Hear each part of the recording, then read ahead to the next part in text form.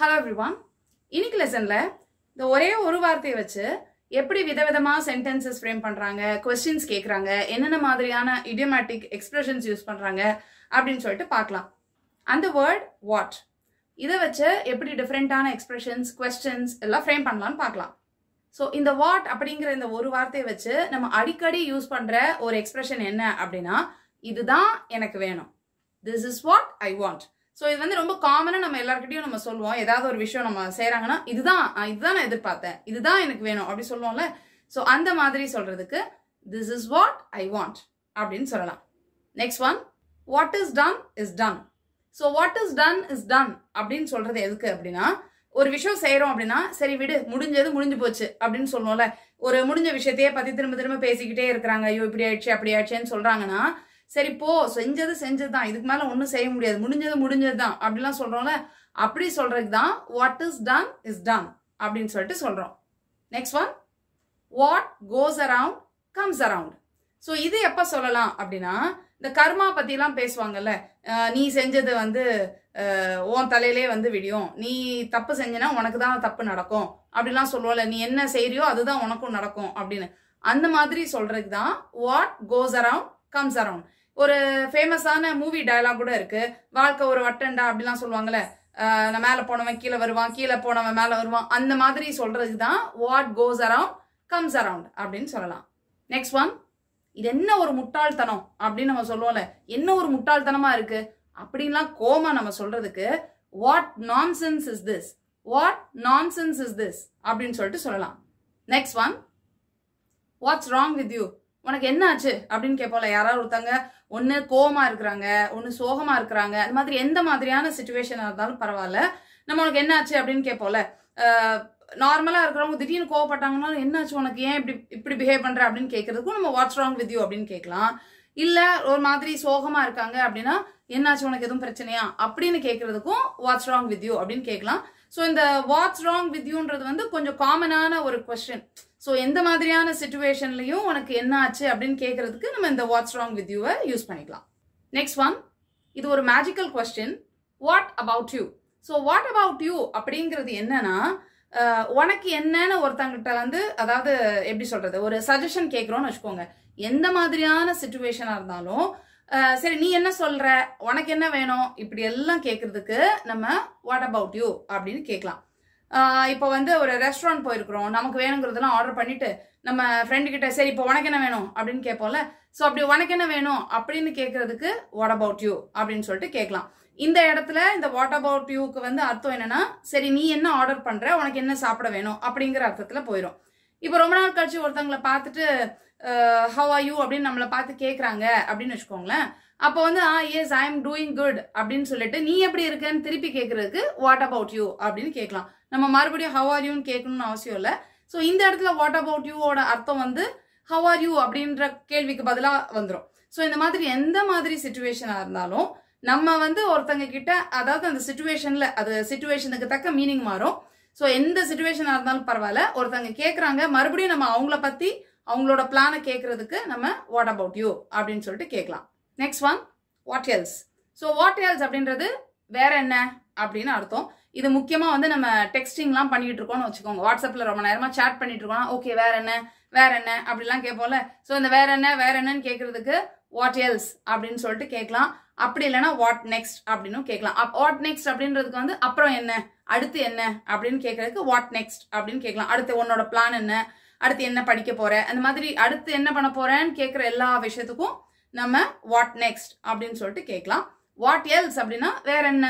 முக்கியமா போன் பேசுறவங்களுக்கு நல்லா தெரிஞ்சிருக்கும், வேற என்ன சொல்லு நம்ம சொல்லுவோம். ஸோ வேற என்னன்றதுக்கு தான் வாட் எல்ஸ் அப்படின்னு சொல்லிட்டு கேட்கலாம். Next one, what for. So what for அப்படிங்கிறது எதுக்குன்னா இது எதுக்காக அப்படின்னு கேட்கறதுக்கு வாட் ஃபார் அப்படின்னு சொல்லிட்டு நம்ம கேட்கலாம். இப்போ யாராவது வந்து நம்ம கிட்ட வந்து ஒரு புக்கு கேட்குறாங்க, இல்லை ஏதோ ஒரு விஷயத்த வந்து கேட்குறாங்க அப்படின்னா எதுக்கு இது வேணும் அப்படின்னு கேட்போம்ல. எதுக்காகன்னு, அந்த எதுக்காகன்னு கேட்கறதுக்கு தான் வாட் ஃபார் அப்படின்னு சொல்லிட்டு கேட்கலாம். ஃபார் வாட் அப்படின்னு கேட்கலாம், இல்லை வாட் ஃபார் அப்படின்னு கேட்கலாம். Next one, what if. So what if அப்படின்றது எதுக்குன்னா இதுவும் வந்து கான்வர்சேஷன்ல தான் நம்ம வந்து நடுவில் யூஸ் பண்ணலாம். ஸோ இப்போ ஃபார் எக்ஸாம்பிள் மழை வர்ற மாதிரி இருக்கு, கொடையை எடுத்துட்டு போ அப்படின்னு சொல்றோம். பட் நம்ம ஃப்ரெண்ட் வந்து இல்லை வேண்டாம், கோடையெல்லாம் எதுக்கு, அதெல்லாம் ஒன்றும் மழையெல்லாம் பெய்கிற மாதிரி இல்லை அப்படின்னு சொல்கிறாங்க. ஒருவேளை பெஞ்சிருச்சுன்னா, ஒருவேளை வந்துச்சுன்னா அப்படின்னு சொல்லுவோம்ல. ஸோ இந்த ஒருவேளை அப்படின்னு சொல்றதுக்கு தான், அதாவது அந்த சுச்சுவேஷனில் ஒருவேளை இப்படி நடந்துச்சுன்னா அப்படின்னு சொல்றதுக்கு வாட் இஃப் அப்படின்னு சொல்லிட்டு நம்ம கேட்கலாம். அதுக்கு வந்து ஃபுல்லாக நம்ம வந்து கொஸ்டின் கேட்கணும்னு அவசியம் இல்லை. வாட் இஃப் இட் ரெயின்ஸ் அப்படின்னு கூட நம்ம சொல்லணும் தேவையில்லை. இந்த கான்வர்சேஷனில் நடுவில் தான் சொல்கிறோன்றதுனால நம்ம சொன்ன வாட் இஃப்னு சொன்னாலே புரிஞ்சுக்கும். ஸோ வாட் இஃப் அப்படின்னு சொல்லிட்டு சொல்லிடலாம். Next one WhatsApp. So WhatsApp அப்படின்னா என்ன நடக்குது, எப்படி இருக்கிற அதெல்லாம் கேட்போம்ல. புதுசாக திடீர்னு ரொம்ப நாள் கழிச்சு யாராவது பார்த்தா எப்படி இருக்கிறீங்கடா அப்படின்னு கேட்போம்ல. ஸோ அந்த மாதிரி கேட்கறதுக்கு தான் வாட்ஸ்அப் அப்படின்னு சொல்லிட்டு கேட்கலாம். ஸோ இது வந்து ஒரு காமன் கிரீட்டிங் வேர்ட் மாதிரி, எப்படி இருக்கீங்க, என்ன பண்றீங்க, என்ன ரொம்ப நாள் ஆச்சு, இந்த மாதிரி எல்லாம் பொதுவாக அப்படி சேர்த்து கேட்கறதுக்கு வாட்ஸ்அப் அப்படின்னா அதுக்குள்ள எல்லாமே அடங்கிரும். Next one what is cooking. So what is cooking அப்படின்றது எப்போ கேட்கலாம்னா, கூட்டமாக நம்ம ஃப்ரெண்ட்ஸ் உட்காந்து ரொம்ப சீரியஸாக எதையோ பேசிட்டு இருக்காங்க அப்படின்னா, என்ன பேசிட்டு இருக்கீங்க, என்னோ பெருசாக போயிட்டு இருக்கு போல, என்ன நடக்குதுங்க அப்படின்னு கேட்போம்ல. ஸோ என்ன நடக்குதுங்க அப்படின்னு கேட்கறதுக்கு தான் வாட் இஸ் குக்கிங். அதாவது இம்பார்ட்டன்டா என்ன பேசிட்டு இருக்கீங்க, வாட் இஸ் குக்கிங் அப்படின்னு கேட்கலாம். Next one what is eating you.